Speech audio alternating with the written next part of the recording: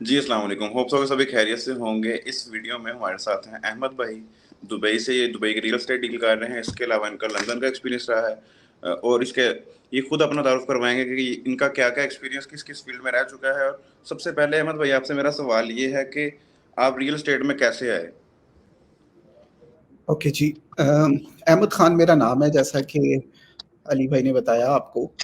जी। Real estate में basically मैं 2010 में इंग्लैंड गया फॉर अ स्टडी वीज़ा। वहाँ पे मैंने बीबीए वहाँ से किया, एमबीए वहाँ से किया। तो वहाँ पे पता है, एज अ स्टूडेंट आपको कुछ आवर्स जो है ना वो अलाउ होते हैं वर्किंग के, कि आप इतने आवर्स काम कर सकते हैं। अदरवाइज जो लोग वहाँ पे फुल टाइम काम करते हैं, इस तरह की कोई भी इजाज़त जो है ना वहाँ पे गवर्नमेंट नहीं देती हमें। तो हुँ। मैंने वहाँ पे जो देखा कि अच्छा हम कई कमीशन की या कोई सेल्स वगैरह वाली इस तरह की जॉब कर लेते हैं, ताकि टाइम भी ना इतना देना पड़े और पैसे भी थोड़े से अच्छे बन जाएं। तो मुझे वहाँ पे एक दोस्त थे मेरे, जो ऑलरेडी रेंटल का काम कर रहे थे लंदन में। तो उन्होंने मुझे कहा कि आप रियल स्टेट ज्वाइन कर लें, रेंटल का काम करें यहाँ पे, कमीशन अच्छा बन जाया करेगा और आपको ज़्यादा आवर्स काम भी नहीं करना पड़ेगा, और मोस्टली आप काम घर से भी कर सकते हैं। कि आपको एक फ़ोन चाहिए होता है, बस नंबर चाहिए होते हैं।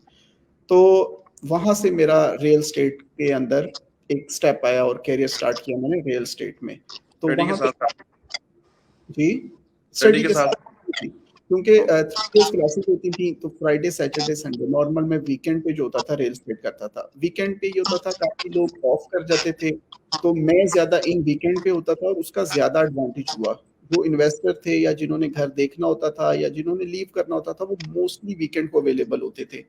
तो एक तो ये एडवांटेज हो गया, कम ब्रोकर्स की वजह से मुझे वहाँ पे अच्छा जो है ग्रो करने में ज़्यादा आसानी हुई। सही उसके है। बाद ये भी वहाँ से किया मैंने, तो ऑलमोस्ट मैंने वहाँ पे 4 साल रियल एस्टेट की। उसके बाद मैं पाकिस्तान मूव हो गया कोई 2015 में, वहाँ पे 2-3 साल मैं कंस्ट्रक्शन का काम करता रहा। कुछ हमने ई-कॉमर्स के इंस्टीट्यूशन बनाए जो कि यूथ को एम्पावर करने थे। फिर मैं 1 साल पहले फैमिली के साथ दुबई में मूव हो गया, और यहाँ पे तब से मैं रियल एस्टेट ही कर रहा हूँ। ओके, दुबई में ही क्यों मूव हुए? आपने क्यों सोचा कि मुझे दुबई ही करना है? अच्छा, मैंने कंपेयर किया था मैं दुबई में जाऊँ या किसी यूरोप के कंट्रीज़ में जाऊँ, तो उस कंपैरिज़न में, क्योंकि मैं लंदन में ऑलरेडी रह चुका था, तो वहाँ की लाइफ़स्टाइल, वहाँ पे क्या आपके इस टाइम जो जॉब सिचुएशन है वो क्या चल रही है, मार्केट क्या है यूके की। तो जब कंपैरिज़न किया उसमें दुबई सबसे ज़्यादा एक तो मुझे सेफ नज़र आया फैमिलीज़ के लिए। सेकंड थिंग कि आपने अगर पाकिस्तान आना है, तो आप अगर सुबह को आते हैं तो दोपहर को आप पाकिस्तान होते हैं। 2 टू 3 आवर की आपकी फ्लाइट है पाकिस्तान आने की, और लैंग्वेज बैरियर इतना ज़्यादा नहीं होगा आपकी फैमिली के लिए। मल्टीकल्चरल सिटी है, अगर बच्चों की एजुकेशन भी आपने करानी है, उसके लिए भी मुझे एक one of the best place in the world जो अभी है वो दुबई लगा। सही है। सो अभी मेरा फर्स्ट क्वेश्चन आपसे ये होगा कि जैसे मैंने सुना है कि दुबई में हम प्रॉपर्टी ओन नहीं कर सकते टोटली। लेट्स से कि वो 100 साल लीज पे मिलती है, ऐसा कुछ सुनने में आता है मार्केट में। हुँ, तो हुँ। बहुत सारे दोस्तों ने भी मुझसे यही सवाल पूछा था फेसबुक पे, मैंने जब बताया कि यार मुझे ना इनसे सवाल हुँ। करने हैं। तो ये क्या है, इसकी क्या रियलिटी है? जैसे कि मेरे पास 1 करोड़ रुपए इन्वेस्टमेंट है या 10 करोड़ इन्वेस्टमेंट है, वो मैं इन्वेस्ट करता हूँ, तो 100 साल तक ही मेरी प्रॉपर्टी होगी या वो क्या है? वो स्टोरी जरा समझा दें हमें प्लीज। ओके, अच्छा, यहाँ पे ना कुछ प्रॉपर्टीज़ होती हैं जो लीज़ होल्ड होती हैं, और कुछ प्रॉपर्टीज़ होती हैं जिनको हम फ्री होल्ड कहते हैं। इन दोनों में डिफरेंस क्या है? अच्छा, जो लीज़ होल्ड होती हैं वो आप लीज़ कर सकते हैं अप टू 99 ईयर। सही है। दुबई ने अब क्या किया था, दुबई ने काफ़ी साल हो गए हैं, अब वो फ्री होल्ड प्रॉपर्टीज़ देना शुरू हो गया। ये ऑलमोस्ट 2010-9 से शुरू हो गया था, या उससे भी पहले शुरू हुआ था, कि वो फ्री होल्ड प्रॉपर्टीज़ आपके नाम पे होगी, 100% आप उसको ओन करते होंगे, और आप उसको इनहेरिट कर सकते हैं अपनी फैमिलीज़ को भी। तो ओके। यहाँ पे ये नहीं है कि आपने सिर्फ लीज़ पे ली और लीज़ खत्म हो गई, आपको उन्होंने आउट कर दिया, नहीं, ऐसा कुछ नहीं है। फ्री होल्ड प्रॉपर्टीज़ हैं, आप अपार्टमेंट ले सकते हैं, आप विलाज़ ले सकते हैं, आप लैंड ले सकते हैं, वो सब फ्री होल्ड में आती हैं। फिर फ्री होल्ड के ज़ोन है, जो इस टाइम लीज़ होल्ड है वो ऑलमोस्ट सेंट्रल दुबई है, जो पुराने एरियाज़ हैं इनके, देरा वगैरह हो गए या शेख ज़ायद रोड की कुछ जगह हो गई, वो सारी लीज़ होल्ड हैं। बाकी जितनी भी डेवलपमेंट हो रही है, जितने भी डेवलपर इस टाइम अपार्टमेंट बना रहे हैं या विलास बना रहे हैं, वो सब फ्री होल्ड हैं। You own it, inherit it, और वो लाइफ टाइम के लिए आपका है। ये सिर्फ दुबई में है, ये पूरे यूएई में इसी तरह से हो आप गया? सब जगह पे होना शुरू हो गया है। शारजा में भी फ्री होल्ड घर और प्रॉपर्टीज आना शुरू हो गई हैं, अबू धाबी में भी हो गई हैं, रसल खैमा में भी हो गई हैं। सही है। ओके। सो मेरा नेक्स्ट क्वेश्चन है, मैंने लिखे हुए हैं थोड़ा सा, इसलिए आपको भी बताता हूँ, क्योंकि काफ़ी सारे दोस्तों ने नीचे कमेंट्स में पूछे हुए थे, उन्हीं के सवाल मैं आपसे शेयर करता जा रहा हूँ।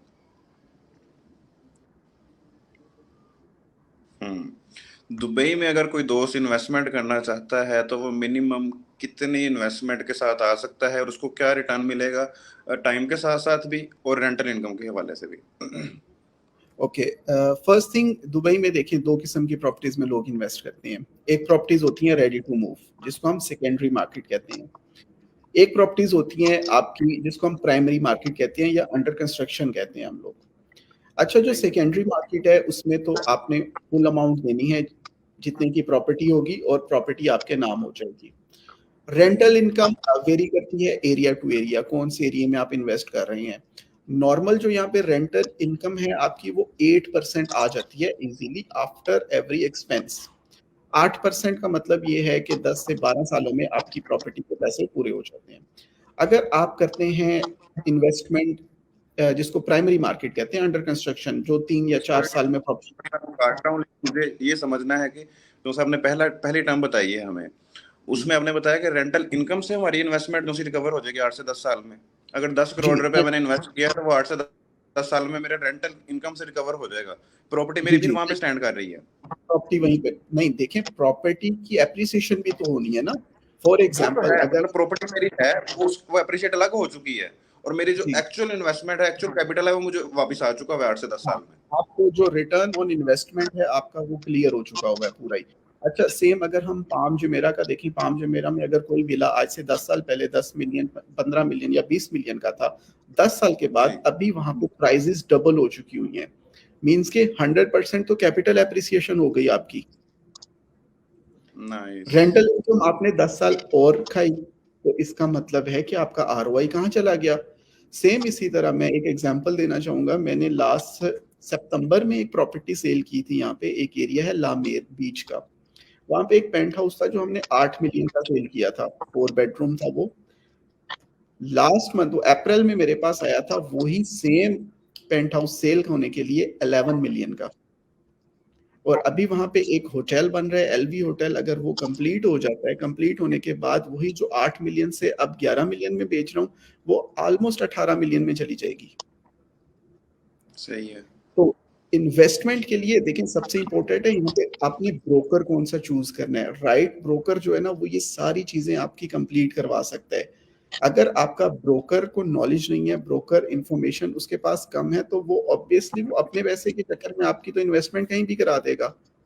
तो location does matter, location very करती है, आपका आरओआई कहाँ से कहाँ चला जाता है। अब कुछ लोग होते हैं जो यहाँ पे मैं आपको कमर्शियल प्रॉपर्टीज का बताना चाहता हूँ। कमर्शियल प्रॉपर्टीज में जो आपका आरओआई है, रिटर्न ऑन इन्वेस्टमेंट है, वो आपकी 22% तक भी जा सकती है। 22% is a huge ROI I am talking about. ठीक है, अब वो 5 साल में आपके प्रॉपर्टी के पैसे पूरे हो जाते हैं। सही है। तो it's depend, nice. More you invest more money you will make. और आपका एक सवाल में था कि आप स्टार्टअप इन्वेस्टमेंट कितनी हो सकती है। जी। अच्छा, स्टार्टअप इन्वेस्टमेंट जो यहाँ पे अच्छी प्रॉपर्टीज शुरू होती हैं, जिसको मैं स्टूडियो अपार्टमेंट कहता हूँ, आपको स्टूडियो अपार्टमेंट ऑलमोस्ट कोई 5 लाख दिरहम से मिल जाएगा, जिसमें आपकी अच्छी रेंटल इनकम जनरेट होगी। अगर आप पुरानी बिल्डिंग्स कहते हैं कि मुझे कहते हैं नहीं 10-15 साल पुरानी बिल्डिंग्स मिल जाए, वो तो फिर आपको 3 लाख दिरहम का भी मिल जाएगा। लेकिन वहां से भी आपकी रेंटल इनकम इतनी अच्छी नहीं होगी, आरओआई इतना अच्छा नहीं होगा। हाँ, प्रॉपर्टी मिल जाएगी आपको बस। अच्छा, लेट्स से कि वो 300 दिरहम जो है वो हमें, या आप रेडी टू मूव तीन वाली प्रॉपर्टीज की बात करें, दोनों ही 300 या 500 दिरहम में? 3 लाख या 5 लाख। हाँ। ओके, हाँ, 3 लाख या 5 लाख। सॉरी, तो और लेकिन मिनिमम तो हम उसमें भी ऑफलाइन में भी आ सकते हैं ना? हाँ, देखें ऑफ प्लान में अगर आप आते हैं, ऑफ प्लान सबसे बड़ा फायदा ये होता है ऑफ प्लान का। एक तो जहाँ पे ऑफ प्लान प्रोजेक्ट स्टार्ट होता है ना, वो पूरा एरिया डेवलप हो रहा होता है। ठीक है, जी, अब सही 3 साल है। में जैसे कि एक प्रोजेक्ट कंप्लीट होना है, ऑब्वियसली एरिया भी डेवलप हो जाना है। तो एरिया डेवलप होने का मतलब ये है कि जो अभी घर वहां पे 5 लाख का है, जैसे ही एरिया डेवलप होता है 3 साल में, हम उसमें 10 से 12% कैपिटल एप्रिसिएशन कह रहे होते हैं कि 10 से 12% कैपिटल एप्रिसिएशन हर साल मिल जाएगी। तो जब तक आपको हैंड ओवर होता है वो 3 साल में, देखिए 30% प्राइजेस तो वैसे ही इंक्रीज हो गई वहां पे। नाइस। सही है। सो इसकी थोड़ी सी हम अगर फिगर्स को लेके बात करें तो मिनिमम कितने रुपीज में कितने रुपए इन्वेस्ट करता है कोई बंदा अप फ्रंट पेमेंट, और कितनी इंस्टॉलमेंट उसकी बनती है? आपके पास इस टाइम क्या पेमेंट प्लान चल रहे हैं? देखें फॉर एग्जांपल अगर अभी किसी भी प्रोजेक्ट की हम बात करें, कोई 7 लाख दिरहम से आपका स्टूडियो शुरू हो जाता है यहाँ पे। कुछ प्रोजेक्ट इस तरह के भी हैं जिसमें 7 लाख दिरहम का एक 1 बेडरूम अपार्टमेंट भी आ जाता है। अच्छा, हम लोग इसको राउंड फिगर में लेके जाते हैं, 1 मिलियन दिरहम से शुरू करते हैं कि अच्छा 1 मिलियन दिरहम से हमने इन्वेस्टमेंट की। 1 मिलियन दिरहम आजकल पाकिस्तान में मेरे ख्याल कोई 8 करोड़ के करीब बन रहा होगा। जी सही है। अच्छा, अब उसमें देखें 8 करोड़ की इन्वेस्टमेंट हो गई। 8 करोड़ में आपने 8 करोड़ ही नहीं दे देना यहाँ पे। 8 करोड़ का आपने 20% डाउन पेमेंट देनी है। सही है। 20% डाउन पेमेंट दे दी, जो रिमेनिंग अमाउंट आ जाती है वो आप 1% मंथली दे रहे हैं। कुछ डेवलपर हैं इस तरह के जो आपको 1% मंथली पेमेंट प्लान ऑप्शन कर रहे हैं। That's great. अब इससे अच्छी मेरे ख्याल में अपॉर्चुनिटी अभी तक दुबई में नहीं आई कि 1% payment plan monthly and you own your property. अगर हम कंपेयर करें उसको पाकिस्तान के हिसाब से या इंटरनेशनल मार्केट के हिसाब से, तो 1% is nothing to own a property in Dubai. सही है। तो ये और वो आपने जो बताया है मिलियन का, वो कितना बन रहा होगा 1% रुपीज में? काइंडली बताइएगा ये। ये अगर आप देखें इसको 2 करोड़ आपने उसमें 1% में से आपने 1 मिलियन का 20% अगर आपने डाउन पेमेंट दी, दैट इज अराउंड जी 200K दिरहम। जी सही है। ठीक है, 200 दिरहम इस टाइम 80 प्लस 80, 1 करोड़ 60 लाख हो गया आपका। जी सही है। ठीक है, 1 करोड़ 60 लाख को माइनस करेंगे अगर आप 8 करोड़ से, तो बाकी जितना भी रिमेनिंग बन रहा है उसका 1% आप निकाल दें। ओके, बेस्ट बेस्ट है, सही है, बिल्कुल सही है। सो आपने एक सवाल अभी आपने एक चीज़ बताई थी कि यहाँ पे आपका कंसल्टेंट जो है वो अच्छा होना चाहिए, तो अच्छा कंसल्टेंट चूज कैसे किया जाता है? ओके, देखें आपने सबसे पहले उस कंसल्टेंट के पास देखना है कि उसके पास यहाँ का जो लीगल लाइसेंस है, यहाँ पे एक रेगुलेटरी अथॉरिटी होती है जिसको हम रीरा कहते हैं, उसका हम्म। लाइसेंस होना चाहिए। जिस कंपनी से वो डील कर रहे हैं वो कंपनी यहाँ पे वेल नोन होनी चाहिए, एस्टेब्लिश्ड कंपनी होनी चाहिए। उस ब्रोकर को एरिया का नॉलेज होना चाहिए कि अगर आप किसी भी एरिया का उससे पूछ रहे होते हैं दुबई में, he knows inside and outside कि 5 साल पहले प्राइसेस क्या थी, 10 साल पहले प्राइसेस क्या थी, प्राइसेस कैसे फ्लक्चुएट हो रही हैं। तो ऑब्वियसली अगर उसको वो नॉलेज होगा तो वो आपकी राइट इन्वेस्टमेंट भी करा सकता है। और मैं सही है। नॉर्मल हर जगह अगर कहती मुझे लेट्स से कि मैं बिल्कुल न्यू भी हूँ, मुझे कुछ नहीं पता, मेरे पास इन्वेस्टमेंट है, वो कौन कौन से ऐसे सवाल हैं जो मुझे रियल एस्टेट कंसल्टेंट से पूछने चाहिए ताकि मुझे पता चल सके कि ये कहाँ पे स्टैंड कर रहा है, मुझे इसके साथ काम करना चाहिए या नहीं करना हूँ। चाहिए? देखें जैसे मोस्टली पाकिस्तान से लोग इन्वेस्टमेंट करने आते हैं ना, वो इन्वेस्टमेंट करने आते हैं प्राइम मार्केट में, जो प्राइमरी मार्केट है, जो अभी न्यू लॉन्च प्रोजेक्ट होते हैं, कि प्रोजेक्ट या अंडर कंस्ट्रक्शन होते हैं या नए लॉन्च होते हैं रिसेंटली। अच्छा, सही उसके है। लिए सबसे पहले तो उनको देखना चाहिए कि डेवलपर कौन है। अगर ये एक प्रोजेक्ट बना रहा है, इस प्रोजेक्ट के पीछे कोई डेवलपर भी तो है। जी सही है। अब अब देखिए सारी इंफॉर्मेशन गूगल पे मिल जाती है आपको। आप डेवलपर को जब गूगल करते हैं तो डेवलपर की सारी स्टेटमेंट आ रही होगी कि डेवलपर ने इससे पहले कितने प्रोजेक्ट बनाए हैं, कितने जी प्रोजेक्ट जो है वो टाइमली कंप्लीट हुए हैं, और जो प्रोजेक्ट कंप्लीट हुए हैं क्या वो टाइमली भी हुए हैं या वो डिलेड हुए हैं। सही है। तो ये 3-4 चीजें हैं जो इम्पोर्टेंट हैं। उसके बाद आपने लोकेशन देखनी है कि देखें अगर आप कहीं पे इन्वेस्टमेंट कर रहे हैं, वो लोकेशन आपकी मेन सेंटर डाउनटाउन से कितनी दूर है, एयरपोर्ट से कितनी दूर है, शेख ज़ायद रोड से कितनी दूर है, मॉल ऑफ दुबई से कितनी दूर है। तो ये सारी चीजें कंसीडर करना बहुत जरूरी होता है, developer, location and the payment plan. सही है। और एक हमारा सवाल ये था कि लेट्स से कोई पर्सन भी प्रॉपर्टी लेता है, वो किस तरह से वेरीफाई कर सकता है कि वो ऑथेंटिक है प्रॉपर्टी? जैसे कि मैं फैसलाबाद से हूँ, फैसलाबाद में एफडीए इसको डील कर रहा होता है, एफडी पे स्टेटस पता चल रहा होता है कि ये प्रोजेक्ट वैलिड है नहीं वैलिड, तो इस यहाँ पे दुबई में इसका किस तरह से चेक किया जा सकता है? ओके, कंसल्टेंट होना जरूरी है, उसके लिए कोई अदारा भी है, वो बताइएगा। देखिए सबसे पहले एक तो दुबई का रियल एस्टेट का जितना भी काम है ये सारा ऑनलाइन है। इस पे ऑनलाइन वो मतलब कैसे? पेपर, ऑनलाइन का मतलब ये है कि देखें अगर आप पाकिस्तान में बैठे हैं तो आप पाकिस्तान से बैठे ही प्रॉपर्टी खरीद सकते हैं। डॉक्यूमेंट्स आपको ऑनलाइन आएंगे, ऑनलाइन सिग्नेचर होगा, ऑनलाइन वेरीफाई कर सकते हैं आप हर जगह पे। अच्छा, उसकी रीज़न क्या है? क्योंकि दुबई में देखें 200 प्लस नेशनलिटीज़ के लोग रहते हैं। अब यूएसए से भी यहाँ पे बंदे प्रॉपर्टीज़ खरीद रहे हैं, रशिया से भी खरीद रहे हैं, चाइना से भी खरीद रहे हैं, पाकिस्तान से भी, इंडिया से भी, बांग्लादेश से भी, नेपाल से भी, हर जगह से खरीद रहे हैं। अब हर बंदा ऑब्वियसली जो इन्वेस्टर होता है उसके पास इतना टाइम नहीं होता कि वो एक ट्रैवल करके स्पेशल 1 या 2 मिलियन की प्रॉपर्टी खरीदने आएगा। ही नोज़ द प्रोजेक्ट कि अच्छा ये प्रोजेक्ट है, ये डेवलपर सही है, अपनी पासपोर्ट की कॉपी सेंड करता है और उसके डॉक्यूमेंट वहाँ पे मिल जाते हैं, he signed it and send it back to them. एक तो ये वे है। अच्छा, सेकंड लोग अक्सर ये पूछ रहे होते हैं मुझसे कि एक नया प्रोजेक्ट लॉन्च हुआ और लॉन्च होने में हमने उनको पेमेंट पे कर दी, तो डेवलपर भाग तो नहीं जाएगा? अक्सर देखिए हम्म, पाकिस्तान में भी ये इश्यूज़ होते हैं, इंडिया में भी होते हैं कि एक सोसाइटी लॉन्च होती है, लॉन्च होने से पहले ही फ्रॉड निकल जाता है, ठीक है? अच्छा, यहाँ पे क्या होता है कि यहाँ पे फॉर एग्ज़ाम्पल कि एक डेवलपर है, जैसे दमाक एक डेवलपर है, काफ़ी बड़ा डेवलपर है यहाँ का। वो शायद इंडियन उसने बेस्ड कंपनी है वो। नहीं, दमाक इज़ बेसिकली लोकल कंपनी है यहाँ की। डेन्यूब, वो जो इंडिया सही। में बात कर रहे हैं वो डेन्यूब है, is a similar okay, name, सही है। तो कन्फ्यूज़ होते हैं। अच्छा, किसी भी डेवलपर का नाम ले लें, एमआर का ले लें, दमाक, डेन्यूब, अज़ीज़ी, सारे डेवलपर यहाँ पे अच्छे हैं। अच्छा, सही है। अगर वो कोई प्रोजेक्ट लॉन्च करता है, फॉर एग्ज़ाम्पल उसने एक प्रोजेक्ट लॉन्च किया जिसका नाम उन्होंने एबीसी प्रोजेक्ट रख दिया। अब सही क्या है। होता है कि उस एबीसी प्रोजेक्ट का एक बैंक अकाउंट खुलता है जिसको हम एस्क्रो अकाउंट कहते हैं। Escrow is a safe account भी इसको कहते हैं। वो अकाउंट क्या होता है? वो बैंक अकाउंट यहाँ पे जो दुबई लैंड डिपार्टमेंट होता है और वो डेवलपर होता है, वो उनका एक कंबाइन अकाउंट होता है उस प्रोजेक्ट के लिए। ओके, सही है। अच्छा, सबसे पहले यहाँ पे ये कहते हैं कि जहाँ पे जो डेवलपर प्रोजेक्ट स्टार्ट कर रहे हैं, वो लैंड उस डेवलपर की होनी चाहिए, वो ओन करता हो। पाकिस्तान में तो हम बाद में चीज़ें खरीदते हैं ना, तो पहले पैसे इकट्ठे करते हैं। तो यहाँ पे वो डेवलपर ओन करता होगा लैंड सबसे पहले, और डेवलपर उस प्रोजेक्ट के 40% उस सेफ अकाउंट में सबमिट करवाएगा कि ये अगर प्रोजेक्ट 1 बिलियन का है, तो उसका 40% उसने सबमिट करवाया बैंक अकाउंट में। अच्छा, अब फॉर एग्जांपल आपने उस प्रोजेक्ट में इन्वेस्ट करना है, आपने प्रॉपर्टी खरीदनी है, आप डायरेक्ट डेवलपर को पैसे नहीं देते। आप अपने पैसे उस एस्क्रो अकाउंट में सबमिट करवा रहे होते हैं, जो कि दुबई लैंड डिपार्टमेंट के अंडर होता है यहाँ पे। सही है। अच्छा, अब हर बंदे ने वहाँ पे पैसे सबमिट करवाए और डेवलपर ने क्या किया, डेवलपर ने 5% या 10% प्रोजेक्ट कंप्लीट कर दिया।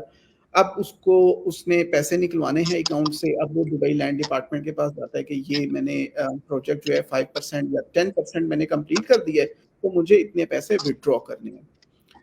अब दुबई लैंड डिपार्टमेंट की एक इंस्पेक्शन टीम जाती है, वो वेरीफाई करती है कि हाँ, इसने प्रोजेक्ट 10% कंप्लीट कर दिया, तो उसको वो 5% अमाउंट दे देते हैं कि ये ले लें। तो आपके पैसे तो एस्क्रो अकाउंट में सेव हैं। हम्म, उस चीज को मतलब आपके पैसों को, आपकी इन्वेस्टमेंट को दुबई की गवर्नमेंट उसको ओन कर रही है, वो उसको सेव कर रही है। दैट्स व्हाई कि पूरी दुनिया से इन्वेस्टर क्यों यहाँ पे आते हैं, कि उनको पता है कि इन्वेस्टर के लिए सिक्योर है यहाँ पे। अब देखें, अच्छा उसमें जल्दी अब किसको होगी वो प्रोजेक्ट कंप्लीट करने को? जिसके पैसे फंसे होंगे उसको सबसे ज्यादा जल्दी होती है। अब फंसे तो किसके हुए हमारे हैं? ज्यादा डेवलपर। पैसा फंसा डेवलपर का इस टाइम, क्योंकि उसने हाँ, लैंड भी खरीद ली है और उसके बाद कंस्ट्रक्शन का भी 40% वो जमा करवा चुका हुआ है। जमा करवा चुका हुआ है। अब ऑब्वियसली वो जितना जल्दी कंप्लीट करेगा प्रोजेक्ट, तो उतनी जल्दी वो अपने पैसे निकालेगा। बिल्कुल ऐसे ही है, बिल्कुल सही है। नाइस। मैं अभी और सवाल देख लूँ हमारे पास क्या क्या है। और इसके अलावा आप नीचे कमेंट्स में भी पूछ सकते हैं। इस टाइम लाइव पे हमारे साथ नीचे कमेंट्स आते जा रहे हैं, तो लाइव पे आप पूछ सकते हैं कि जो भी आपके सवाल हो रियल एस्टेट के रिलेटेड। दुबई में आपने एक तो बता दिया कि मेन डिफरेंस ये है कि हमारी किसी भी इन्वेस्टर की इन्वेस्टमेंट सिक्योर होती है पाकिस्तान की निस्बत। और अगर देखा जाए कि बहुत सारे लोगों के माइंड में ना अभी भी सवाल है, आपने तो एक बहुत आसान बता दिया कि घर बैठे हम प्रॉपर्टी खरीद सकते हैं दुबई में, लेकिन इसका टोटल प्रोसेस है क्या है, किस तरह से? जैसे कि मैं पाकिस्तान में बैठा हुआ हूँ, आप मुझे कैसे सिक्योर फील करवाएंगे और कैसे मुझे आप कन्विंस करेंगे कि भाई आप दुबई में आपको इन्वेस्टमेंट करनी चाहिए और ये सिक्योर है, इसकी क्या क्या डॉक्यूमेंटेशन है, क्या क्या रिक्वायरमेंट्स है? अच्छा देखें, दुबई में प्रॉपर्टी खरीदने के लिए हमें सिर्फ आपके पासपोर्ट की कॉपी चाहिए होती है। आपका पासपोर्ट आ गया, आपका नेशनल आईडी कार्ड आ गया। ये इतना ईजी इन्हीं है? पे, हाँ, इन्हीं पे आपकी डिटेल होती है सारी। वही डिटेल हम लोग डेवलपर को सबमिट करवा देते हैं। डेवलपर आपको एक सिक्योर लिंक के थ्रू एक पेमेंट लिंक दे देता है। आप उसको वेरीफाई करते हैं कि ये सिक्योर लिंक है। देखें आजकल सारी दुनिया पेमेंट ऑनलाइन ही कर रही है, आप बैंकिंग ऑनलाइन यूज कर रहे हैं, हर चीज ऑनलाइन। ये अब इतनी सिक्योर और सेफ हो गई है कि अनलेस अनटिल आपके कोड नंबर सारे कुछ आपके पास हो। तो हम्म। वो पेमेंट लिंक के ज़रिए आप पेमेंट कर सकते हैं। Companies are like paying bitcoin से भी लोग यहाँ पे कर रहे हैं। There are so many flexible payment method कि वो डेवलपर इस तरह स्ट्रिक्ट नहीं है कि यहाँ पे कि ये पेमेंट मेथड इस तरह यूज़ करना है, ये इस तरह यूज़ करना है। और इवन कि आप अगर कुछ डेवलपर इस तरह के भी हैं जो यहाँ पे कैश भी एक्सेप्ट कर सकते हैं। तो प्रॉपर्टी लेना कोई इतना बड़ा इशू नहीं है। अक्सर लोगों को तो पता ही नहीं है पाकिस्तान में कि पाकिस्तानी पासपोर्ट वाले दुबई में प्रॉपर्टी खरीद लेते हैं। कुछ लोग आते हैं वो कहते हैं कि भाई हमारे पास तो दुबई का वीज़ा ही नहीं है, कोई रेज़िडेंट कार्ड भी नहीं है, तो हम कैसे खरीद सकते हैं? सही सो है। दुबई के लिए यहाँ का वीज़ा होना, यहाँ का रेज़िडेंट होना प्रॉपर्टी खरीदने के लिए ज़रूरी नहीं है। हमारे पास काफ़ी इन्वेस्टर हैं जो क्वेटा से भी आते हैं, तो वो यहाँ पे कभी आए ही नहीं है, 3-3 4-4 प्रॉपर्टीज़ हैं उनके नाम पे। सिर्फ़ वो रेंटल इनकम जो आती है वो जनरेट करके उनको मिल रही है, वो एन्जॉय कर रही है।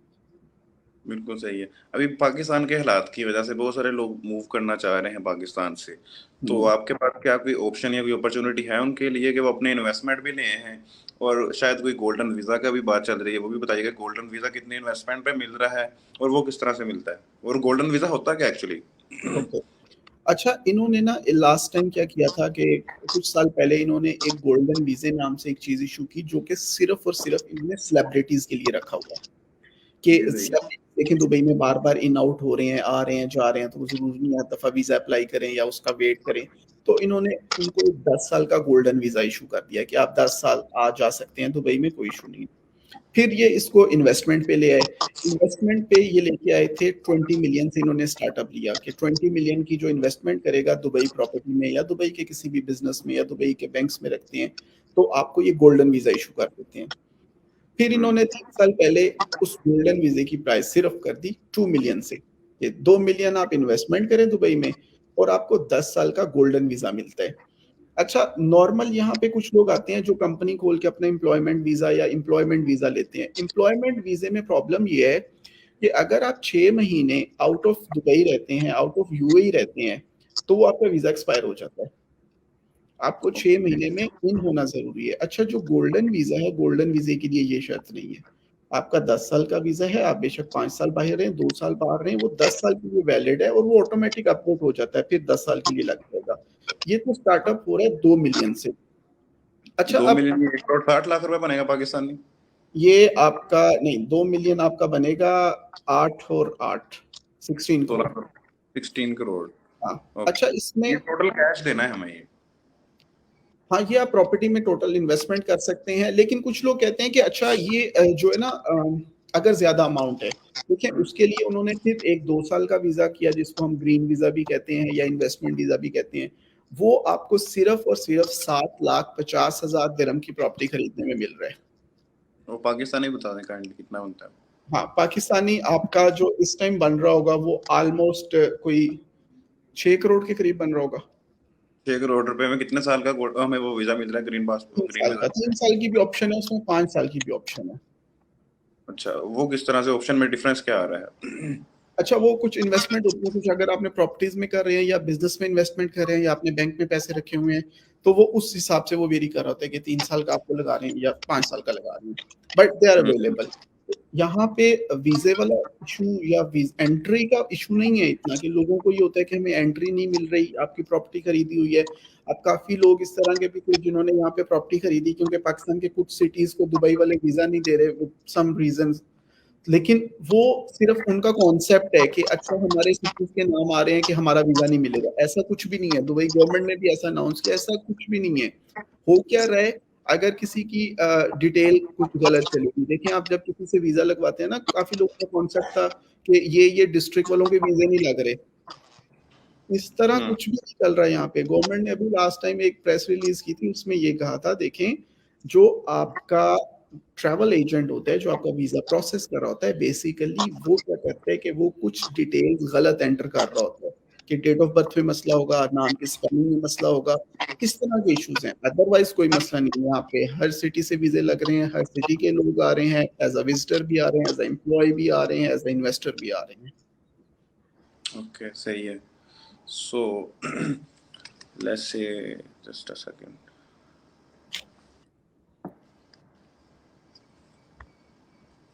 जैसे कि Dubai business tax free zone है, तो हुँ, रियल एस्टेट के हवाले से इसकी क्या लॉज हैं?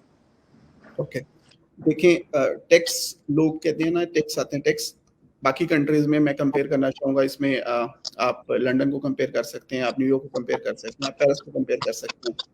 वहाँ पे एक तो आपका रेंटल इनकम पे टैक्स है। रेंटल इनकम के अलावा अगर आपने 1 मिलियन की प्रॉपर्टी खरीदी है और उसकी कैपिटल एप्रिसिएशन होके वो 1.5 मिलियन हो जाती है और आप उसको सेल करते हैं तो उस पे भी टैक्स है आपका। हम्म, दुबई में रेंटल इनकम पे ज़ीरो टैक्स है, कोई टैक्स नहीं है। कैपिटल एप्रिसिएशन जितनी मर्ज़ी होती है आप बेचते हैं, उस पे भी कोई टैक्स नहीं है। ओके। तो इस पे किसी चीज पे टैक्स आ रहा है वैसे रियल एस्टेट में? ना खरीदते हुए आप कह रहे हैं, ना बेचते हुए आ रहा है, ना रेंटल पे आ रहा है, किसी किसी नहीं, तरह टैक्स आ रहा है इसके अलावा? जी, जी, इसमें देखिए एक दुबई लैंड डिपार्टमेंट फीस होती है, वो फीस फिक्स है। जब भी आप प्रॉपर्टी परचेज़ करते हैं यहाँ पे, आपको 4% फी पे करनी होती है। 4% पे करनी है total amount of total amount, investment? हाँ, वो प्रॉपर्टी बेशक 5 लाख की है या 5 मिलियन की है या 500 मिलियन की है, सही है। ओके, सही है। तो ये सो फिक्स है, 4% इज़ द फिक्स फी। हम्म आप अभी अब अभी आपकी अगर बात की जाए तो आप किन किन प्रोजेक्ट्स में डील कर रहे हैं रियल एस्टेट में? दुबई दुबई के कौन कौन से प्रोजेक्ट आपके पास हैं अभी? ओके, इस टाइम दुबई में अपार्टमेंट्स में भी मैं डील करता हूँ, विलाज़ में भी डील करता हूँ, कमर्शियल प्रॉपर्टीज़ में भी डील कर रहा था। अगर मैं डेवलपर देखूँ तो इस टाइम जो हमारी कंपनी है it's called Empire One Global Real Estate, आप उसको गूगल भी कर सकते हैं। हम लोग ऑलमोस्ट यहाँ पे जितने भी डेवलपर हैं सबके साथ रजिस्टर्ड हैं। ओके, सही है। सो आपके लेट्स से कि आपसे किसी ने कॉन्टेक्ट करना हो, वो पूछना चाहे कि यार मुझे अभी मेरी इतनी इन्वेस्टमेंट है, तो आपके हुँ। उसके अलावा उससे क्या क्या सवाल होंगे ताकि वो दुबई में इन्वेस्टमेंट कर सके? क्या किस तरह के आप सवाल करते हैं उनसे? मैं एक फ्रेंडली सा एनवायरनमेंट क्रिएट करना चाह रहा हूँ दोस्तों के साथ। राइट? या सॉरी, ओके, बेसिकली इन्वेस्टमेंट के हवाले से सबसे पहले देखो, इन्वेस्टमेंट का पता होना चाहिए आपको, कितनी इन्वेस्टमेंट है, जी, सही है। कब कर सकते हैं, ठीक है? सम टाइम क्या होता है कि दुबई में हम एक प्रॉपर्टी दिखाते हैं किसी को और वो भाई जो है ना वो कह रहे हैं कि मैं अभी सोचता हूँ 1-2 महीने, 1-2 महीने में यहाँ पे गेम चेंज हो जाती है। ये तो हम मोस्ट ऑफ द टाइम यहाँ पे ये वर्ड यूज कर रहे होते हैं, गेम चेंज हो जाएगी। क्या दुबई में रियली ये होती है गेम चेंज? ये सिर्फ अल्फाज ही होते हैं, जिस तरह के हम पाकिस्तान की मार्केट में कह रहे होते हैं कि हाइप क्रिएट करने के लिए कि हुँ। अब नहीं तो कभी नहीं। हाँ, नहीं, नहीं, देखिए दुबई में कुछ प्रोजेक्ट इस तरह के होते हैं कि जो मॉर्निंग में लॉन्च होते हैं और वो 3 से 4 घंटे में वो पूरा प्रोजेक्ट बिक चुका होता है। अच्छा, मतलब इसके अब इसके पीछे क्या है? दुबई अ, अ, है ऐसी चीज है, या यहाँ पे इसका इन्वेस्टर ज्यादा है? क्या वजह वजह होती है जिस वजह से वो 2 से 3 घंटे में आप कहते हैं टोटल प्रोजेक्ट ही सोल्ड आउट है? हाँ, देखें कुछ लग्ज़री प्रोजेक्ट इस तरह के होते हैं, जैसे कुछ डेवलपर बहुत फ़ेमस हैं, जैसे MR is a very famous developer, कि एमआर का जो प्रोजेक्ट लॉन्च होता है और आप इस बात पे बिलीव नहीं करेंगे कि लोगों के चेक हमारे पास पड़े होते हैं कि यार जैसे ही ये प्रोजेक्ट लॉन्च होता है, जस्ट डिपॉज़िट इट। और सही है। अगर उसकी क्यू में सुबह 9 बजे क्यू लगना शुरू होती है, अगर आप साढ़े 9 क्यू में जाते हैं, तो क्यू में आप इतना पीछे होते हैं कि आपकी बारी नहीं आती वहाँ पे। क्यों, क्या होती है? ओके, फॉर एग्ज़ाम्पल कि एक प्रोजेक्ट शुरू हुआ, उसने 70 विलाज़ बनाए। अब जी, सही है। 70 विला लॉन्च हो गया प्रोजेक्ट और उसके लिए उन्होंने टोकन जमा करना शुरू कर देने हैं कि आज से 1 हफ्ते बाद। अब सही देखें, है। अब मैं भी सुबह वहाँ पे पहुँचूँगा, बाकी जो जितने भी ब्रोकर हैं, वो भी अपने क्लाइंट के साथ पहुँचेंगे। तो अब जी। टोटल जो है वो हैं ही 70 विलाज़, तो पहले 70 लोगों को तो मिल जाएँगे। अगर मेरा क्यू में 71 या 72 नंबर होगा, तो मैं तो खड़ा-खड़ा भी उसको एंड में जब जाऊँगा उन्होंने कहना सोल्ड आउट, तो क्या हम्म, करें? सही अच्छा, है। सेकंडली फिर अब जब लॉन्च होता है ना प्रोजेक्ट, फॉर एग्जांपल अभी एक प्रोजेक्ट लॉन्च हुआ था, उसमें स्टूडियो अपार्टमेंट जो था ना वो 1 मिलियन दिरहम से हो रहा था स्टार्ट। 1 मिलियन दिरहम, प्राइवेट स्विमिंग पूल आपका 1 मिलियन में, कि एक अपार्टमेंट भी है और प्राइवेट स्विमिंग पूल है जस्ट फॉर यू। अच्छा, हम्म, वहाँ पे क्या हो रहा था? वहाँ पे आप अभी जब वो प्रोजेक्ट 70% सेल आउट हो गया, फॉर एग्जांपल 1 दिन लगा या 2 दिन लगे उसको, 70% सेल आउट हो गया। ऑब्वियसली डेवलपर भी उसमें कह रहा होता है कि बिक तो गया है मेरा, अभी तो 10-20% रह गया है। ऑब्वियसली जो 1 मिलियन वाला है वो मैं 1.3 मिलियन का कर देता हूँ। सही है। तो दैट दैट इज़ नॉर्मल, ये गेम नॉर्मल है यहाँ पे। मतलब कि यहाँ पे रीसेल बहुत जल्दी शुरू हो जाती होगी फिर तो। जी, कुछ प्रोजेक्ट्स होते हैं, वो वही मैंने आपको कहा कि ऑलवेज़ अगर आपका ब्रोकर राइट है, तो वो आपकी राइट इन्वेस्टमेंट करवा सकता है। अगर कुछ हम्म। प्रॉपर्टीज़ हैं, जैसे देखें फॉर एग्ज़ाम्पल एक प्रॉपर्टी शुरू हुई, उसने 2 साल के बाद या 3 साल के बाद कंस्ट्रक्ट होके हैंडओवर करना है डेवलपर ने। तो यहाँ पे लोग 1 साल जब इंस्टॉलमेंट आप 1% दे रहे होते हैं, वो 1 साल के बाद ही आपकी प्रॉपर्टी सेल करवा देते हैं। बिकॉज़ मार्केट में फिर डिमांड हो जाती है। देखिए, अब कुछ लोग होंगे जो 3 साल के लिए एक प्रॉपर्टी का वेट कर सकते हैं ना। अब कुछ लोग मेरे पास आते हैं जो 3 साल वेट नहीं कर सकते, उनको 6 महीने के अंदर ही प्रॉपर्टी चाहिए, लेकिन ब्रांड न्यू चाहिए। नए प्रोजेक्ट का ये फ़ायदा होता है कि वो ब्रांड न्यू होता है। You are the first person entering into the house. अब वो लोग सेकेंडरी मार्केट में नहीं जाते, वो कहते हैं कि नहीं, हमें ये पुराना घर नहीं चाहिए, ऑलरेडी लोग रहते हैं, हमें ये प्रोजेक्ट में चाहिए और यही ब्रांड न्यू चाहिए। लेकिन क्योंकि ये तो सारा सेल आउट हो चुका हुआ है, अब वो कौन बेचेगा? जिन्होंने ऑलरेडी खरीदा होगा ना, वही बेचेंगे, उसमें इन्वेस्टर्स ऑब्वियस आएंगे बात आपके है, साथ। ऑब्वियस बात है। तो और वो करवा रहे होंगे कंसल्टेंट्स, जैसे कि आपने उसको फर्स्ट टाइम सेल किया, दोबारा भी आप उसको प्रॉफिट के साथ अपने इन्वेस्टर को ऑब्वियसली फैसिलिटेट कर रहे होंगे। हमारा तो यही है कि अच्छा, अपने इन्वेस्टर से पहले ही हम उसको बता देते हैं कि ये मार्केट में इस टाइम ये चल रहा है भाई, डिमांड आ गई है, सेल आउट करके हम उसी के पैसे फिर नए प्रोजेक्ट में जो लॉन्च हो रहा था उसमें इन्वेस्ट कर देते हैं। हम्म, सही है। लेट्स से कि अभी कोई इन्वेस्टमेंट करता है, जो भी आप प्रोजेक्ट बताते हैं, तो वो हम्म। उसको 6 माह या 1 साल बाद जरूरत पेश आती है कि उसको ना वो कैश करना है उसको, तो वो कितना टाइम लग जाता है? आपको कहा जाता है कि भाई मुझे इस प्रोजेक्ट को कैश कर दें, मुझे अपनी इन्वेस्टमेंट चाहिए, तो कितने टाइम हम्म। में आप उसकी इन्वेस्टमेंट कैश करेंगे, हाँ यार प्रॉफिट के साथ वापस आ जाएगी? यहाँ पे ना अभी कुछ कंपनीज इस तरह की बन गई, कुछ कंपनीज ने अपना वेबसाइट बनाना शुरू कर दी, एप्स बनना चल गई, जिसमें cell your property in 24 hours. Pakistan में तो इतनी देर में गाड़ियां नहीं बिकती। तो ऐसे ही है। तो sell your property in 24 hour, तो प्रॉपर्टी नहीं है। तो ये है ऐसा कि मतलब इतनी देर में सेल हो जाती है? जी, जी, देखिए, हम लोग जब इन्वेस्टर्स आते हैं ना, तो इन्वेस्टर्स को बजाय कि हम लोग बड़ी टिकट्स में लेके जाएँ, उनको हम छोटी-छोटी स्मॉल टिकट्स ले देते हैं 5-6 सही के है। बजाय कि आप इस तरह, तो वो वही बात कि ब्रोकर अगर आपका राइट है, तो वो आपकी ये सारी चीज़ें कंसीडर कर रहा होगा था। क्योंकि अगर मेरे पास कोई बंदा आता है पाकिस्तान में से या कहीं से भी आता है, वो मुझे कहता है कि 5 मिलियन या 10 मिलियन तेरा में इन्वेस्ट करना है, तो उसको खरीदने से पहले मुझे ये भी होता है कि इसको जब मैंने सेल आउट करवाना है, कितना मार्जिन देना है और अगर इसको अर्जेंट सेल आउट करवाना होगा, तो कितनी देर में ये सेल आउट कर सकूँगा मैं। हम्म, तो ये एक राइट ब्रोकर की जो नॉलेज या एडवाइस होती है, वो ये सारी चीज़ें कंसीडर कर रहा होता है उसकी इन्वेस्टमेंट से पहले। सही है। मतलब कि उसकी क्वालिटीज में ऐड होता है। अभी बहुत सारे पाकिस्तानी में रियल एस्टेट कंसल्टेंट्स हैं जो कि सोचते हैं कि अभी ना पाकिस्तान की मार्केट बहुत डेड हो चुकी है, तो हमें दुबई की तरफ मूव करना चाहिए। तो ऐसी कौन सी क्वालिटीज उनमें होनी चाहिए, ऐसी कौन सी स्किल्स होनी चाहिए, या उनको अभी सीख लेनी चाहिए वो स्किल्स, ताकि वो दुबई की रियल एस्टेट मार्केट में आके काम कर सकें? अच्छा, दुबई की मार्केट सबसे important cheese is very transparent. हमारा जो एजेंट या ब्रोकर का कॉन्सेप्ट होता है ना कि फ़िल्में बहुत सुनाते हैं, स्टोरीज़ बहुत चलती हैं, भाई दुबई की मार्केट फुल ट्रांसपेरेंट है। फॉर एग्ज़ाम्पल एक डेवलपर ने अगर एक प्रोजेक्ट लॉन्च किया ना, पाकिस्तान में तो आपने ये भी देखा होगा कि डेवलपर एक प्रोजेक्ट लॉन्च करता है, तो वो सारे डीलरों के पास डिफरेंट प्राइसेज़ होती है ना, कोई कम भी करके बेचता है, कोई ज़्यादा भी करके बेचता है। अच्छा, यहाँ पे इस तरह का नहीं है, एक डेवलपर ने रेट इश्यू कर दिया, वो सबके पास वही रेट है। अब डिफरेंस क्या होएगा? देखिए, अगर यहाँ पे 2 ब्रोकर हैं, एक मैं भी हूँ, दूसरा ब्रोकर भी है, उसके पास भी डेवलपर भी है, वो सेम प्रोजेक्ट कर रहा है। अच्छा, उसमें डिफरेंस क्या आता है आपका कि आप उसको जब गाइड कर रहे होते हो कि आपका ये डेवलपर क्यों चूज़ करना है, उसकी रीज़न क्या है चूज़ करने की? आपने ये एरिया क्यों चूज़ करना है? आपकी उस एरिया में कितनी ग्रिप है? तो जब आप ये चीज़ें क्लाइंट को कंसीडर करके बताते हैं कि अच्छा, ये एरिया क्यों चूज़ कर रहे हैं, इतनी कित इस एरिया में कितनी मैन-मेड लेक्स हैं, इस एरिया में ट्रैफ़िक कितनी ज़्यादा जैम होती है, इस एरिया में पार्किंग आपको ईज़िली मिल जाएगी। ये सारी चीज़ें कंसीडर करनी है, पीक आवर्स में कितनी ट्रैफ़िक होगी, अगर पीक आवर्स नहीं है तो कितनी ट्रैफ़िक होगी, एयरपोर्ट से कितना दूर होगा, ये चीज़ें एक कंसीडर करनी। ठीक है? जितना ज़्यादा आप सबसे पहले एरिया को स्टडी करेंगे, तो वो उतना ही ज़्यादा ईज़ी हो जाता है क्लाइंट को गाइड करना। अब एक प्रोजेक्ट है, मैं सिंपल कह रहा हूँ, अगर एक प्रोजेक्ट मुझे पसंद नहीं है, तो मैं कभी भी अपने इन्वेस्टर्स को वो प्रोजेक्ट पिच नहीं करता। सबसे सही है। पहले जो भी प्रोजेक्ट आप किसी को पिच कर रहे हैं, आपको उसको लाइक करना सबसे ज़रूरी है। ओके, सही है। ये चीज़ें।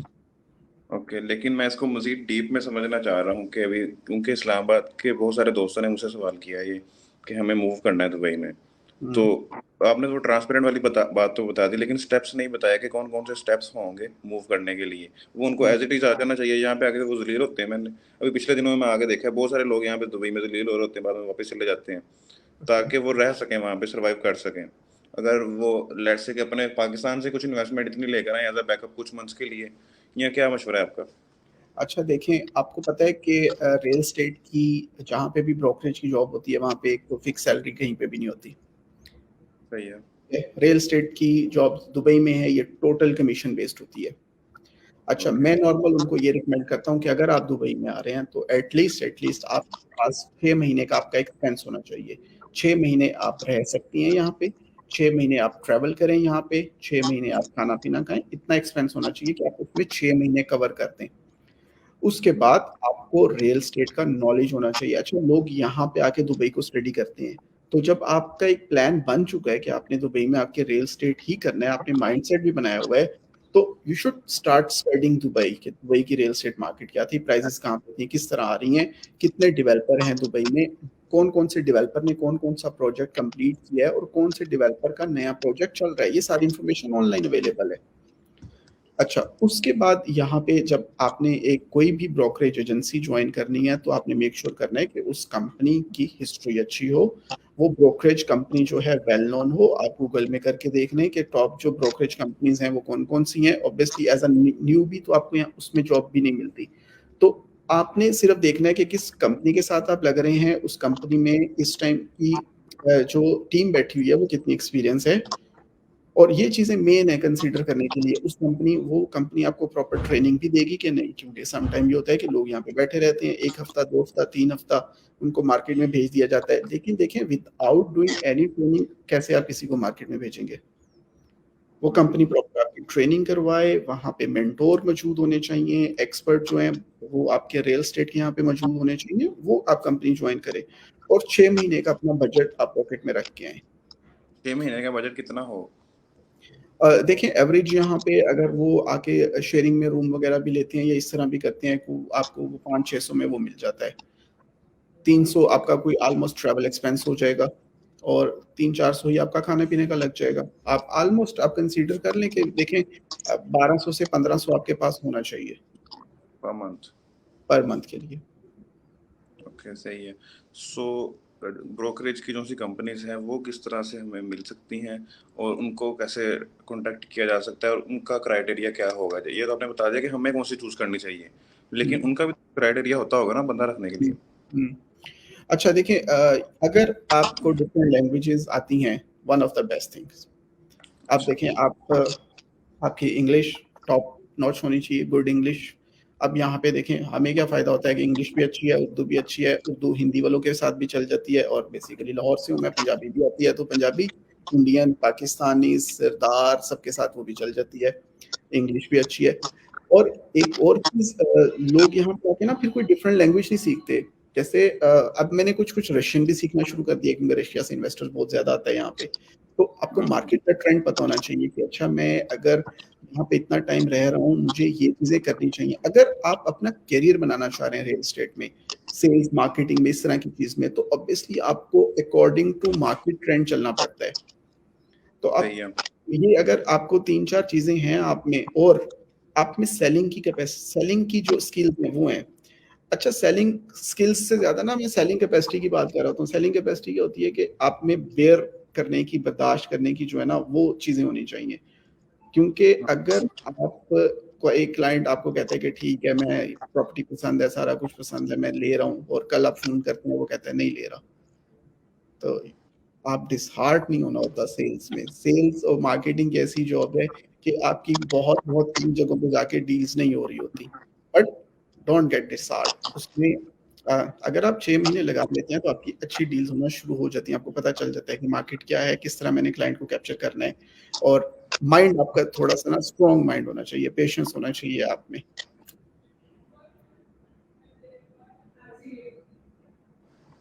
सॉरी, मुझे कॉल आ गई थी इस वजह से। So no issue. अच्छा जी।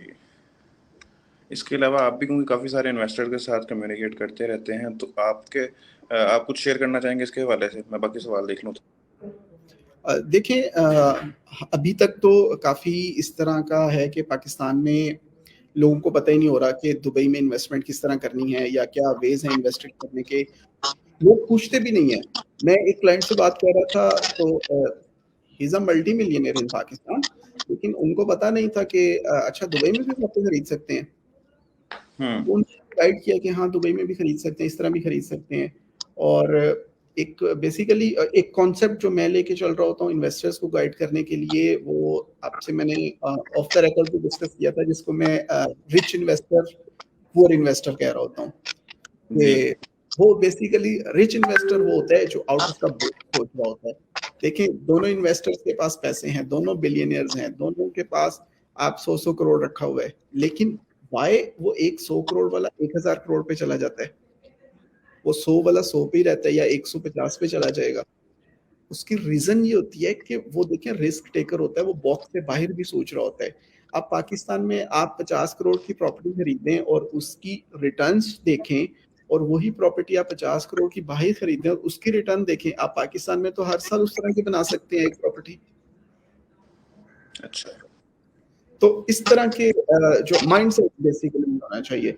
सेकंड, अच्छा दुबई क्यों चूज़ करना चाहिए? ये भी एक बड़ा वैलिड क्वेश्चन होता है इन्वेस्टर्स के लिए कि अच्छा कि दुबई के अलावा देखें वो लंदन में भी तो प्रॉपर्टी खरीद सकता है, वो न्यूयॉर्क में भी तो खरीद सकता है, हुँ, तो वो दुबई को क्यों चूज़ कर रहा हो?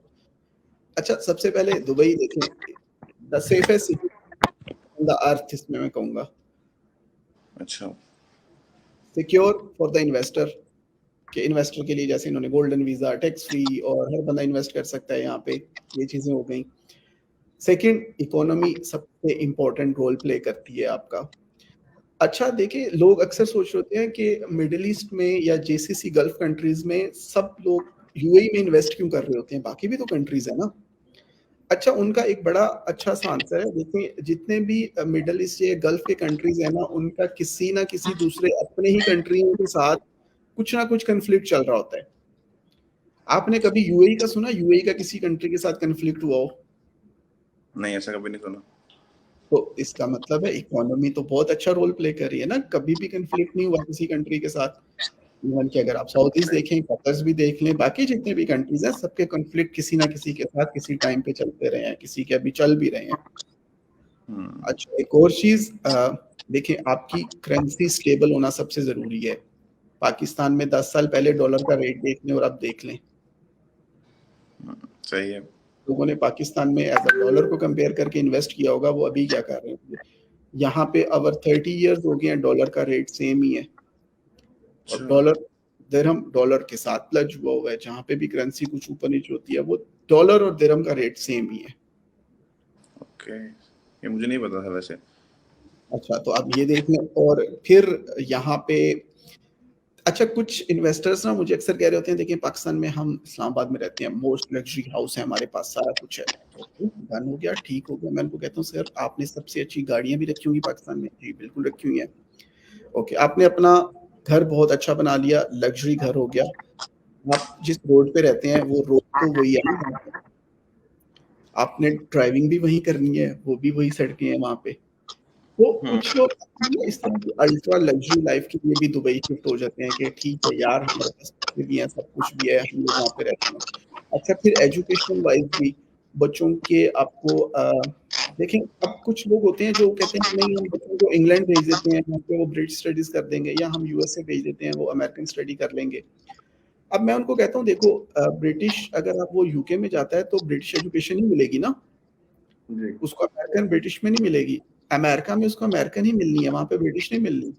दुबई में इस टाइम 150 कंट्रीज़ की यूनिवर्सिटीज़ हैं, सिर्फ नाइस। दुबई। आपने सही। दुबई में बच्चों को ब्रिटिश एजुकेशन देनी है, ऑस्ट्रेलियन देनी है, कैनेडियन देनी है, अमेरिकन देनी है, आपने कोई भी देनी है, वो यहाँ पे उनके स्कूल्स हैं, इनकी यूनिवर्सिटीज़ के कैंपसेस हैं। ओके, सही है। Then the health play a very important role, कि आपके हॉस्पिटल्स कितने अच्छे हैं, और ये सारी चीज़ें यहाँ पे सबसे अच्छी हैं। और इंफ्रास्ट्रक्चर, टॉप नॉच का इंफ्रास्ट्रक्चर बनाया हुआ है इन्होंने। वो तो ऑब्वियस सी बात है। सारी चीज़ें आप लेकिन पाकिस्तान से करीब-करीब मुझे बताएँ कहाँ पे मिलेंगी? अच्छा, फिर सबसे important thing the location, Dubai की लोकेशन। देखें इस टाइम दुनिया की 8 अरब से ज़्यादा पॉपुलेशन है और मोर देन 50% लोग जो हैं वो दुबई में ट्रैवल करते हैं विदिन 5 आवर्स में। देखिए पूरा यूरोप यहाँ पे ट्रैवल कर सकता है, अफ्रीकन ट्रैवल कर सकते हैं, पाकिस्तानी, एशियन जितने भी कंट्रीज़ हैं वो 4 से 5 घंटे में यहाँ पे पहुँच जाते हैं। सही है। सो तो ये गोल्डन के साथ एक, सॉरी मैं आपकी बात काट रहा हूँ, मेरे माइंड में भी एक सवाल आया था कि गोल्डन वीज़ा के साथ कौन कौन सी ऐसी फैसिलिटीज़ होती हैं जो इन्वेस्टर को मिल जाती हैं, जो ओके गोल्डन नॉर्मली नहीं मिलती? हाँ, गोल्डन वीज़े में देखें सबसे इम्पोर्टेंट चीज़ें आपकी फैमिली आ सकती है पूरी, आपके पेरेंट्स आ सकते हैं यहाँ पे, आपके एक गोल्डन वीज़े पे। अच्छा, सही है, नाइस। और कौन सा ग्रीन वाला है, ग्रीन में भी इसी तरह से हो रहा है? जी, जी, ग्रीन में भी इसी तरह से हो रहा है और उसके बाद आप अपना बिज़नेस कर सकते हैं। अपना बिज़नेस करने के लिए आपको यहाँ पे नॉर्मल आपने सुना होगा कि जब लोग यहाँ पे बिज़नेस करते हैं, उनको लोकल पर्सन की रिक्वायरमेंट होती है कि एक लोकल उन्होंने कफ़ील जिसको कहते हैं हम लोग। गोल्डन वीज़े पे इस तरह की कोई रिक्वायरमेंट नहीं है। आप अपना बिज़नेस कर सकते हैं, इंडिपेंडेंट कर सकते हैं और किसी बंदे की ज़रूरत नहीं है आपको। गोल्डन वीज़ा के लिए डॉक्यूमेंटेशन कोई अलग से है या वही पासपोर्ट और आईडी कार्ड ही है बस? नहीं, नहीं, बस पासपोर्ट या आईडी कार्ड और उसके बाद जो आपने इन्वेस्टमेंट की होती है उसका प्रूफ होता है, दैट्स इट। ओके, नाइस, सही है, बिल्कुल सही है। सो मेरे पास ये सवाल थे और बहुत मज़ा आ रहा है आपसे बात करते हुए। मैं तो सोच रहा हूँ कि दोबारा भी 2-3 दफ़ा आपके साथ इंटरव्यू प्लान किया जाए, ताकि वक्फे-वक्फे से भी जो बातें हमारे माइंड में आएँगी, वो ज़रूर मार्केट में बताई जा सकें, दोस्तों के साथ शेयर की जा सकें। क्योंकि आप भी मेरी तरह सोशल मीडिया पे अपना लोगों को गाइड करते रहते हैं चीज़ों के बारे में। सो आप काइंडली अपने मुझे सोशल प्लेटफ़ॉर्म्स बता दीजिएगा ताकि सारे दोस्तों के साथ वो शेयर हो जाएँ। जी इंस्टा पे अवेलेबल हूँ मैं इस टाइम जी। फेसबुक पे पेज है हमारा और यूट्यूब पे भी है। उसके लिंक्स वगैरह जो हैं वो मैं आपको सेंड कर दूँगा। आप डिस्क्रिप्शन में डाल दीजिएगा, लोगों के पास चले जाएँगे। जी, ठीक है। और आपने अगर आपसे कोई कॉन्टैक्ट करना चाहे तो किस प्लेटफ़ॉर्म के थ्रू? जी नॉर्मली अगर कॉन्टैक्ट करना चाहें इंस्टा पे अगर आप जाएँगे वहाँ पे मोबाइल नंबर भी ऐड है, व्हाट्सएप कर सकते हैं, आप कॉल कर सकती हैं। आई एम अवेलेबल 24 आवर कोई इश्यू नहीं है उसमें। जी, बेहतर है, सही है। So thank you so much Ahmed भाई, बहुत अच्छा लगा आपसे बात करके। थैंक यू मुझे जी, लगा थैंक यू फॉर टाइम। तो मोस्ट वेलकम, वरना मैं अभी इसको वाइंड अप कर रहा हूँ। चलो बस जी इसमें ही है कि दुबई में इन्वेस्टमेंट की रीज़न्स अगर कुछ और जाननी हो, कुछ और आपको इन्फॉर्मेशन चाहिए हो कि क्योंकि लोगों के ज़हन में काफ़ी डिफरेंट क्वेश्चंस होते हैं और जो इन्वेस्टर क्वेश्चंस होते हैं वो टोटली डिफरेंट होते हैं ब्रोकर क्वेश्चन से। तो हम लोग तो हुँ, एज़ अ ब्रोकर से बात कर रहे हैं तो हमारे माइंड में तो यही होता है कि जो क्वेश्चंस है बता दिए, लेकिन इन्वेस्टमेंट जो करना होता है उसको काफ़ी और चीज़ें रिक्वायरमेंट होती हैं। फॉर एग्ज़ाम्पल वो कहता है कि मैंने इस एरिया में रहना है जहाँ पे फैमिली ओरिएंटेड एरिया हो, एशियंस लोग ज़्यादा रहते हों। तो इस तरह की कोई भी इन्फॉर्मेशन चाहिए हो, आप कॉन्टैक्ट मी एनी टाइम, वो सारी चीज़ें प्रोवाइड कर दूँगी। क्योंकि लोगों की कुछ नज़र में होता है कि नहीं अगर हम पाकिस्तान में बड़े बापर्दा लोग हैं या इस तरह के हम दुबई में कैसे रह सकते हैं? तो हुँ, वो सब लोगों के माइंडसेट है, ऐसा कुछ भी नहीं है यहाँ पे, फैमिली वाले लोग भी रहते हैं यहाँ पे, फैमिली ओरिएंटेड एरियाज़ भी हैं यहाँ पे, फैमिली बच्चों के लिए स्कूल्स भी हैं, सारा कुछ है यहाँ पे। तो इस तरह की अगर कोई भी इन्फॉर्मेशन चाहिए हो, आई एम अवेलेबल एनी टाइम। बिल्कुल सही है, बिल्कुल सही है। तो इंशाल्लाह ताला दोबारा-दोबारा इन चीज़ों के बारे में वीडियोज़ बनाते रहेंगे, क्योंकि अभी बहुत सारे और भी सवाल होंगे, तो मैं आपको सेंड भी कर दूँगा ताकि उन पे हम डिस्कस कर सकें, ताकि हमारी आवाम तक वो पैगाम पहुँच सके। आवाम के पास पैसा ज़रूर है, लेकिन उनको पता नहीं है कि किस जगह पे लगाना चाहिए। पाकिस्तान के बहुत सारे फ़िज़ूल रियल एस्टेट प्रोजेक्ट में आवाम फँसी हुई है हमारी। तो हुँ, दुबई तो बहुत सेफ है उस हवाले से। हुँ। वरना जो इन्वेस्टमेंट लोगों की फंसी है वो लगा देते हैं, डेवलपर ने जगह भी नहीं ली होती, सिर्फ और सिर्फ एक नक्शा प्रिंट किया होता है, उस नक्शे को दिखा दिखा के ही वो पैसा छाप रहे हैं और उसके बाद हुँ। खुद वो अप्लाई कर गए होते हैं। जी, जी, जी, ऐसे ही है, बिल्कुल ऐसे ही है।